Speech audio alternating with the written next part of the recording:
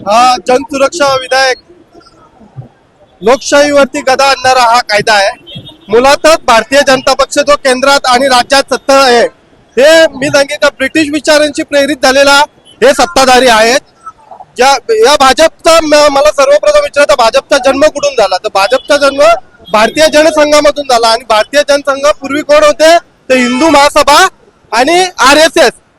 तर ज्यावेळी 1942 साली गांधीजींनी चले जावचा नारा दिला आणि त्याच वेळी करो या मरोचा नारा दिला, त्यावेळी हे हिंदू महासभा आणि RSS कुठे होते, तर ब्रिटिशांचे पाय चाटत होते, ब्रिटिशांची लाचारी करत होते।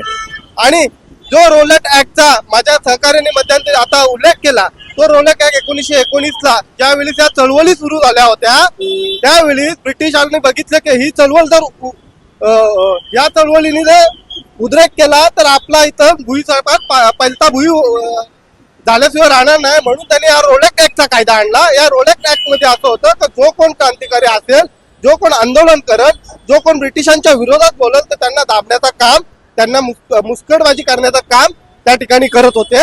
आणि त्याच धर्तीवरती आज पुन्हा एकदा भारतामध्ये ज्या स्वतंत्र भारतासाठी स्वातंत्र्य मिळण्याकरता अनेकांनी आहुती दिली, बलिदान दिले, त्यामध्ये भगतसिंग असतील, खुदिराम बोस असतील, मदनलाल धिंगरा सारखा माणूस असेल, आपला शिरीष कुमार असतील, अशा बाळ वयापासून तर अनेक युवकांनी, अनेक मातांनी बलिदान दिलं स्वातंत्र्य मिळण्यासाठी। आणि हा पुन्हा गुलामीच्या दिशेने आपला देश चाललाय की काय, असा माझ्यासारख्या चळवळीतल्या कार्यकर्त्याला वाटतोय।